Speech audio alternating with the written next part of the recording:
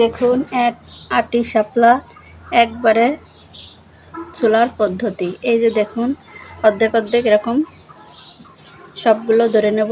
ছুলে নিয়েছি, এইভাবে এরকম একটু টান দিয়ে ছুলে নিতে হবে সবগুলো।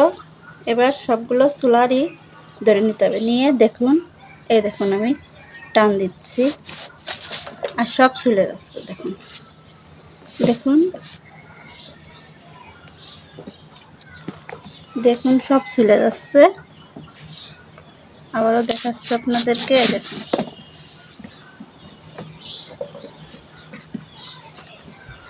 দেখুন সহজে সমস্ত শাপলা আমাদের ছুলা হয়ে গেল। এক নিমিষে একটি শাপলা কিভাবে ছুলে ফেললাম দেখুন। আসসালামু আলাইকুম, চলুন আমরা শুরু করি। প্রথমে তেল দিয়ে দিই কড়াইতে। তেল দিয়ে এবার আমরা মরিচ পেঁয়াজ দিয়ে দিই।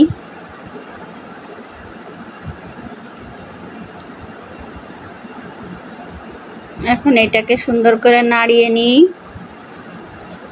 নাড়িয়ে এর ভিতর আমরা মাছ দিয়ে দেব।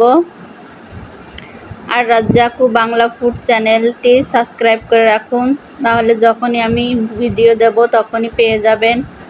আমি ফুড প্রসেসিং থেকে ট্রেনিং করে এসেছি। 2 চা চামচ লবণ দেব।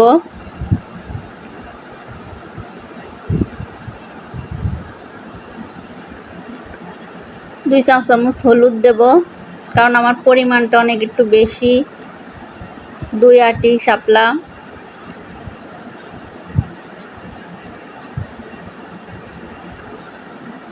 এবার 1 চা চামচ জিরা দেব।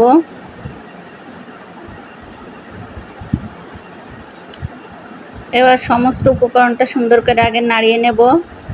বেশি নাড়ানাড়ি করা যাবে না, তাহলে মাছ ভেঙে যাবে। এখন আমরা শাপলা দিয়ে দেব। এখন একটু চিনি দিয়ে দেব। চিনি দিয়ে দিলে এইটুকু চিনি আমাদের শরীরে কোনো এফেক্ট পড়ে না। সামান্য একটু চিনি দিলে সবজিতে টেস্ট দ্বিগুণ বেড়ে যায়, খাবারটা অনেক মজার হয়। আর এতটুকু চিনি কারো ক্ষতি করবে না শরীরে। এখন আমরা শাপলা দিয়ে দেব। দেখুন শাপলাগুলো অনেক বেশি। এখন আলগোছে দিয়ে দেব, আর মাছগুলো যেন ভেঙে না যায় এজন্য আমরা বেশি চাপাচাপি বা বেশি নাড়ানাড়ি করব না। এখন আমি ঢেকে রাখবো। এই যে দেখুন হয়ে গেছে। এখন দেখুন এই যে আস্তে করে আমি নাড়ছি, দেখুন মাছ যাতে না ভেঙে যায়। মাছ ভেঙে গেলে কাটা হয়ে যাবে। এখন হয়ে গেছে, আমরা নামাই নেব। দেখুন কি সুন্দর হয়েছে। ছোট ইলিশ মাছ দিয়ে এভাবে একবার শাপলা রান্না করে খেয়ে দেখুন, বারবার খেতে ইচ্ছা করবে। চ্যানেলের সাথে থাকুন, সাবস্ক্রাইব করে রাখুন, তাহলে মজার মজার ভিডিও পেয়ে যাবেন। আল্লাহ হাফেজ।